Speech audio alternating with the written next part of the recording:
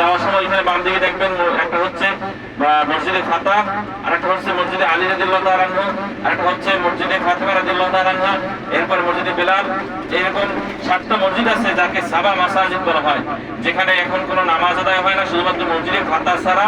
মসজিদে ফাতাটাকে অনেক বড় আকারে ওইখানে ভেঙে বড় আকারে করা হয়েছে। বিশেষ করে এই যে উহুদের মানে খন্দকের যুদ্ধ হয়েছিল, যেই যুদ্ধে আল্লাহ রাসূল অংশগ্রহণ করেছিলেন, এইখানে আল্লাহ রাসূল সাল্লাল্লাহু আলাইহি ওয়াসাল্লাম এতটা ক্ষুধার্ত ছিলেন, সাহাবায়ে কেরামরাও ক্ষুধার্ত ছিলেন, তাদের পেটের মধ্যে পাথর বাঁধা ছিল।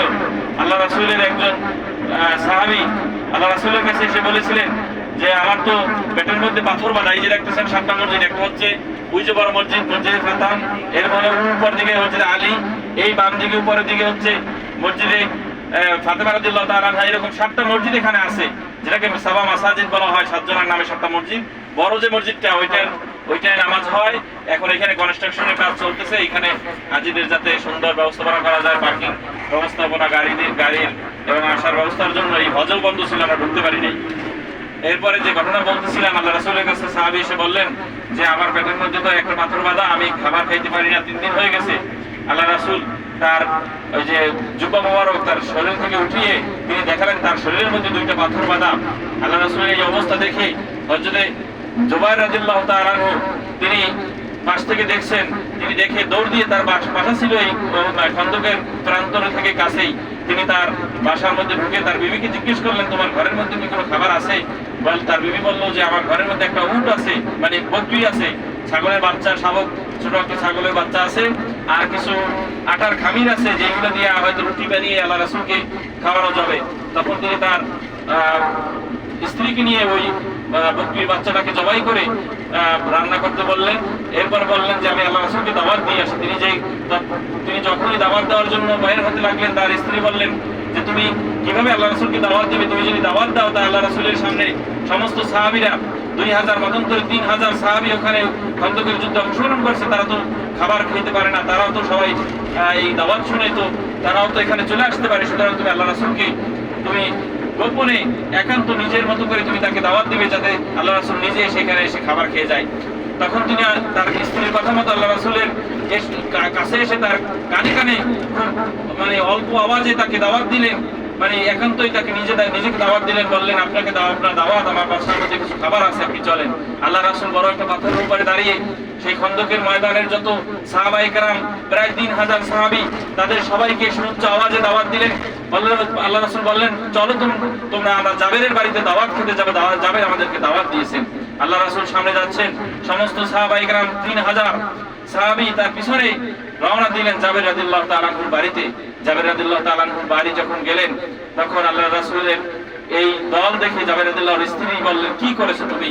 জাবের রাদিয়াল্লাহু তাআলা আনহু বললেন যে আমার কাজ হচ্ছে আমি দাওয়াত দিয়েছি আল্লাহ রাসূলকে, আল্লাহ রাসূল যেহেতু সমস্ত সাহাবীদেরকে দাওয়াত দিয়ে নিয়ে আসছে, তুমি ভয় পেও না, আল্লাহ রাসূল তাদের খাবারের ব্যবস্থা আল্লাহর পক্ষ থেকে করবেন ইনশাআল্লাহ। হযরত জাবের রাদিয়াল্লাহু তাআলা আনহুকে আল্লাহ রাসূল বললেন তুমি তোমার পাকের ঘরটা দেখিয়ে দাও। আল্লাহ রাসূল রান্নাঘরে ঢুকলেন, তিনি বললেন যে গোশতের হাড়ি থেকে তুমি এক অংশ থেকে গোশতের উপরের পাতিলের যে ঢাকনাটা একটু সরিয়ে তুমি ওখান থেকে আল্লাহ রাসূল তিনি নিজে পরিমাণ মতো গোশত দিতে লাগলেন এক একজনকে। আর জাবেরকে বললেন তুমি ওই যে উটের মানে যে আটার যে খামির থেকে রুটি তৈরি হয়েছে রুটি থেকে তুমি তিনটে করে هنا يقطع كارت شركه ما يحاسبنا عليها. هذا ايش كده يقطع كارت بركن فلوس ما يحاسبنا عليها شركه. ممنوع اننا نخش. اللي فلك من الناحيه الثانيه بقى لو عرفنا ندخل ماشي ما عرفناش خلاص. এরপরে যেটা হচ্ছে আল্লাহ রাসূলের সাহাবায়ে আল্লাহ রাসূলের সেই বিশেষ সাহাবী হযরত জুবাইর রাদিয়াল্লাহু তাআলা তিনটে রুটি দিতে লাগলেন এক একজনকে, এবং পরিমাণ মতো গোশত আল্লাহ রাসূল ওখান থেকে পাতিল থেকে উঠিয়ে এক একজনকে দিতে লাগলেন, বললেন দর্জন করে তোমরা ঢোকো। তাই বাসার মধ্যে থেকে এইভাবে দিতে লাগলেন আল্লাহ রাসূল। দেখা গেল সবার শেষে আল্লাহ রাসূলের ওই খাবারের মধ্যে এতটাই বরকত হয়েছে, পুরো পাতিলের মধ্যে যত গোশত ছিল পুরো ওই বকরির গোশতটা এখনো ওই পাতিলের মধ্যে রয়ে গেছে, এবং ওই উটের মানে বিশেষ করে ওই যে আটার যে খামির, ওই যে আটার যে রুটি তৈরি হয়েছে ওই রুটি থেকে কোনো রুটিও এখন পর্যন্ত কমে নাই। আল্লাহ রাসূলের সমস্ত সাহাবায়ে কেরাম ওখান থেকে দলে দলে খাবার খেলেন, তারা আত্মতৃপ্তি লাভ করলেন, প্রত্যেকে আল্লাহর শুকরিয়া আদায় করলেন। আল্লাহ রাসূলের এই যে বিশেষ করে আল্লাহ রাসূলের যে এই যে মুজিজা, আল্লাহ রাসূলের যে অলৌকিক ঘটনা, এটা আল্লাহ রাসূলের একটা বিশেষ অলৌকিক ঘটনা যেটা তার জীবনে ঘটেছে। লক্ষ লক্ষ হাজার হাজার সাহাবীর কেরাম এখানে সাক্ষ্য দিয়েছে। সুতরাং আল্লাহ রাসূলের যে বরকত, সেই বরকতের স্থান হচ্ছে সেই খন্দকের যুদ্ধের স্থান, যেখানে আল্লাহ রাসূল হাজার হাজার সাহাবাদের মধ্যে একটা উটের বা বকরির বাচ্চা দিয়া অল্প কিছু আটার খামির দিয়ে তাদেরকে খাবারের ব্যবস্থা করেছেন। আল্লাহ তাআলা সেই খাবারের মধ্যে বরকত দিয়েছেন, বলুন সুবহানাল্লাহ। সুতরাং আল্লাহ তাআলা চাইলে অল্প কিছুর মধ্যেও বরকত দিতে পারেন। আল্লাহ তাআলার দরবারে আমরা এই জন্য বেশি বেশি দোয়া করব।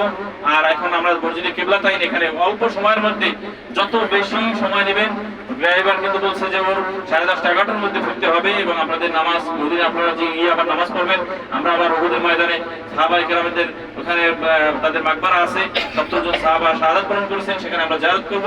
উহুদের ওখানে যুদ্ধের স্থান দেখে আমরা আবার চলে যাব ইনশাআল্লাহ। সুতরাং আমরা আবার এখানে খেজুরের বাগান আছে, খেজুরের বাগানে ঢুকতে হবে, মানে সময় সংক্ষেপ, আমরা খুব তাড়াতাড়ি ইনশাআল্লাহ এখান থেকে বের হয়ে যাব।